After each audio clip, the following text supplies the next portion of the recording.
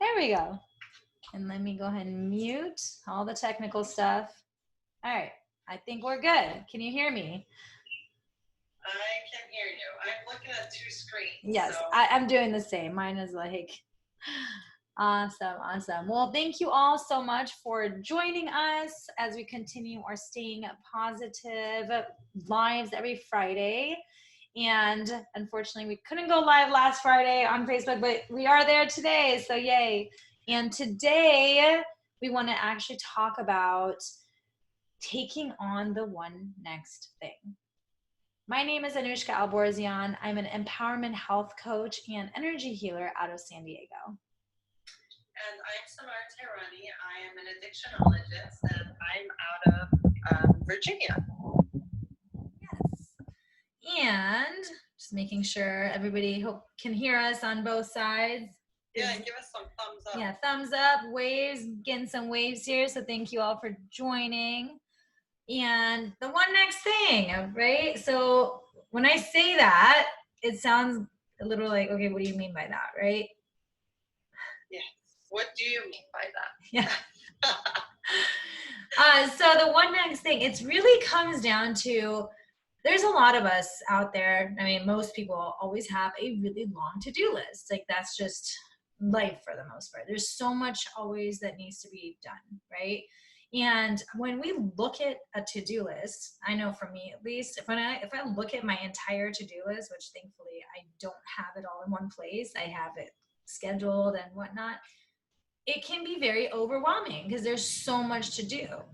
And right? And so like, I'll just even explain for like moving, for instance, like if someone is moving, can you see how much there is to do? Especially if you're going from, like my mom is moving from one city, like from one state to another state. There is so much that needs to be done. So if you're thinking about the entire move from A to Z, can you see how stressful it can be? It almost becomes debilitating in a sense that you don't even, you can't bring yourself to do what is next to do, what next needs to be done.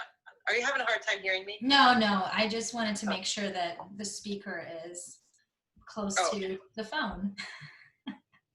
All the technical things. Right. Okay. Yeah, totally. So, yeah. And then people will procrastinate and they'll say, you know what, there's too much to do. I'm just not going to do anything at all. Or Absolutely. I'm going to do it, like I'm not going to do it until I have to do it, which is procrastination, right? Mm-hmm. Absolutely. One of the things that happens is that, you know, our mind, once you overwhelm the thought process, right, the body goes into protecting itself. So once the body goes into protecting itself, it goes into non-action. And that is one of the things that one of the aspects of what you're referring to, right? Mm-hmm. Overwhelmed, the body's like, I can't handle it. The mind like can't problem solve through all of it. So it just kind of goes into shutdown. And this is when we hear people say things like, I'm so overwhelmed that I can't do anything at all. Right. Okay. So the best thing really to do is to come up with our lists, like come up with a short-term list and come up with a long-term list. And these are what absolutely needs to get done, right? And then moment by moment yeah. Go ahead. Yeah, absolutely. Because once the thought process comes to a place where I'm so overwhelmed I can't do anything, because you've created that list, what you do is you can then refer to it and say, let me do one thing off of the list now. Mm-hmm. And so you're still in movement and action. Yep. Rather than, what needs to be done in a month from now or 2 weeks or 5 days from now. Right? So these are some action steps that we can certainly take in order to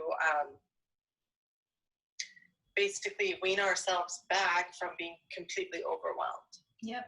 Yeah, and it's like, and then and another example is with like mail and bills, right? Like I made the mistake of actually not going through all my mail in the last couple months because it felt overwhelming to go through it, right? And at this point, I have to now deal with something later today because I chose to just ignore it, which you can't do those things rather than saying, you know what, I'm going to open one a day, or let me look at this one thing a day, or top 6 is something. So for me, for instance, I have 3 lists. I have one that's like a brain dump list. Like literally what comes to mind goes out of my mind, because when we keep it in our mind, it'll drive us crazy. And you're worried about forgetting about it. So guess what's going to happen? You're going to be constantly thinking about it. And then imagine adding like 100 more of those. Right. You're going to be like a freaking hamster is like running and running inside the brain. Absolutely. Rather than actually saying, you know what, let me just have a brain dump list, and you can have it categorized however you like. And like, I know like the integrity list is something we've talked about, right? But I love the integrity list. And that to me is awesome. But it's like also have that. It's like have the brain dump list, and then you can add that to the integrity, because brain dump is just whatever's there, get out. And then you can add that with your like with a date or something to your integrity list, right?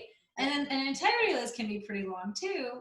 So one of the things I was taught through coaching was actually to have like a top 6 list, where so this is something that I actually have taken on, where they say, okay, well, let's just say here in one day, these are the top 6 things. Now, some people that still can be overwhelming, so maybe start with top 3. I don't know. So it's like whatever it works for you. But for me, top 6, I'm like, these are the things that I must get done. And I always write it in the order of what I don't want to do first. Just to get it out the way. Or what must be done first, right? So that could be another way. And then that is when you look at that top 6 or top 3 or whatever you have and say, okay, what's the one next thing to do? What's that number 1? And not even thinking about the rest that's on there, knowing that this is the one next thing, and my entire intention, my entire focus, and everything is going to be put to this number 1 thing, which allows you to be what? Present. Yeah. Responsible, be in the moment, and get what you need to get done. Mm-hmm. And it makes us feel better too. Totally.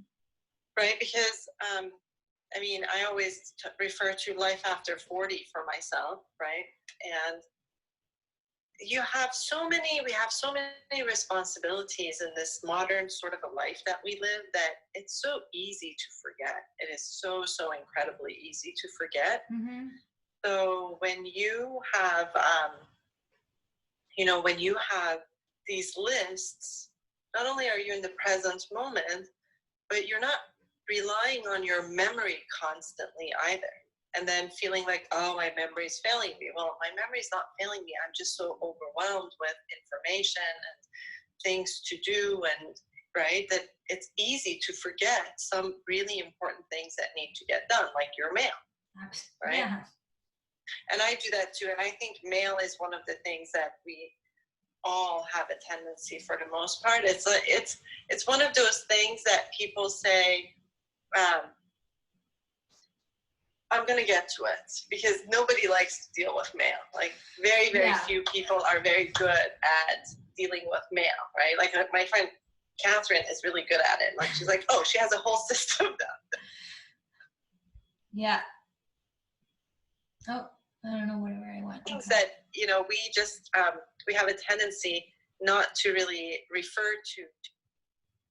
Oh gosh. Okay, hold on 1 second here. I keep getting a phone call. And I can't right now.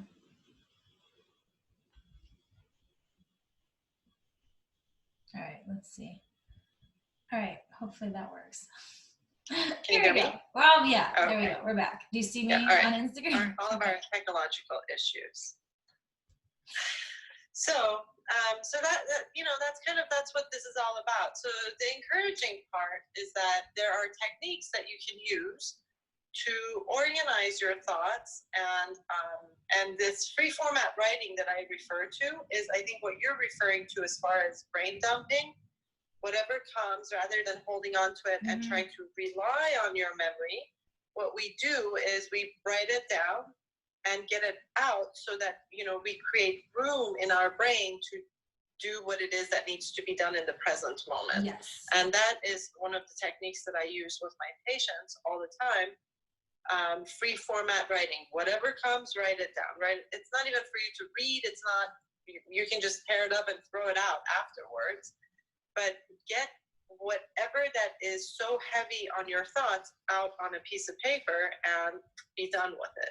Mm-hmm. And one thing I've actually noticed when I started doing the brain dump list, I feel like I did this years ago and not even realized that I was like, it was way before I did any transformation coaching or anything. And I remember, it was when I was moving. That's why I bring up moving. It was when I was moving here I was moving to San Diego from Denver. And I remember I was like, oh my God, there's so much to do. And I was like, you know what? Let me just write everything that's there is to do and see. And I swear to you, I wrote it. I'm like, that's it? I'm like, oh my God, it's not even that much. Like, I mean, it was, but it felt like so much more because it was all in my head.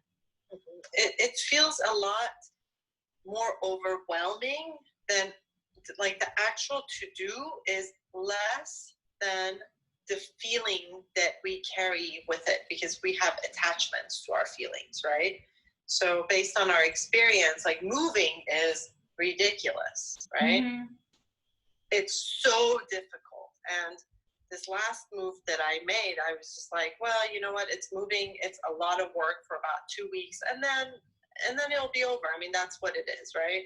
Like, it is what it is. Rather than making it so incredibly impossible in my brain, I made it doable in a sense. Totally. Right? Totally.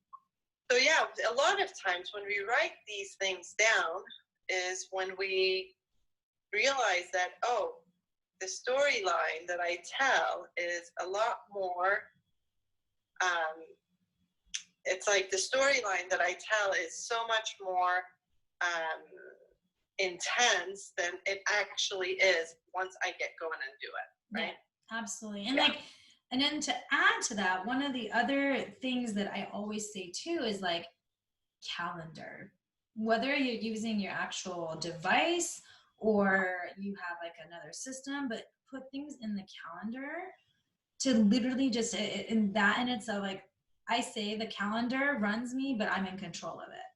Which doesn't mean, like, it doesn't mean like just because it's in the calendar that you have to do it. Some life happens. We're human beings, right? So if something comes up, you can always reschedule it. But when it's in the calendar, you don't have to think about it ever again. Well, until the time comes.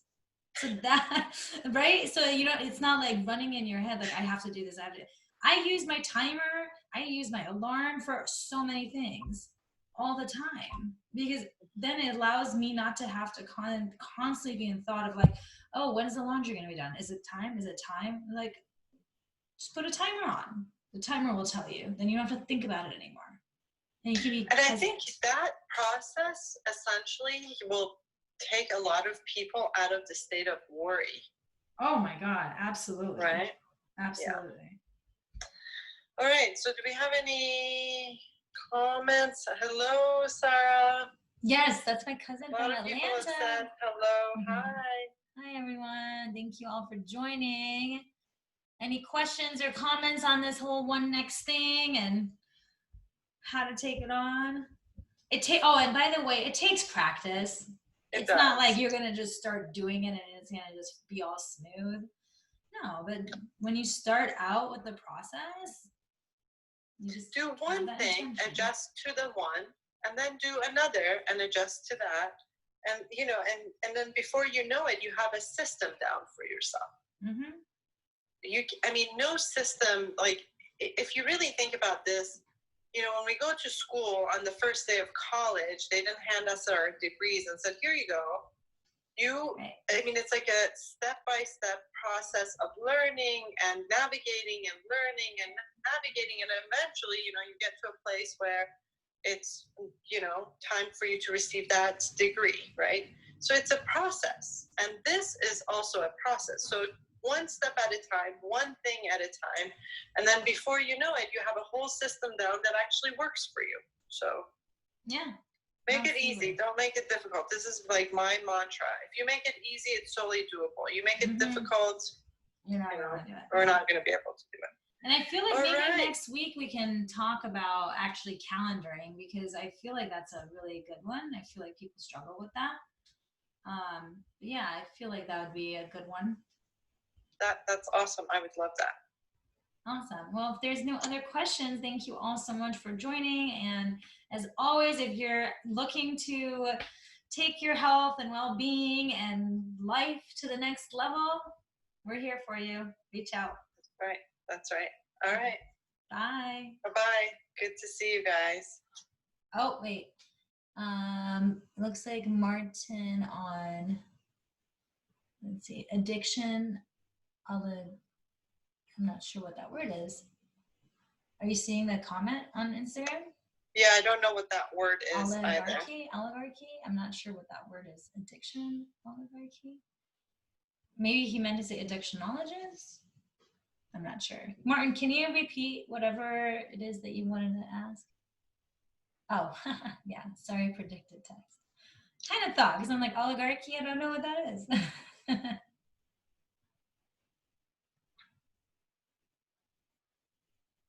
Addictionologist. Oh, are you asking if Samar is an addictionologist?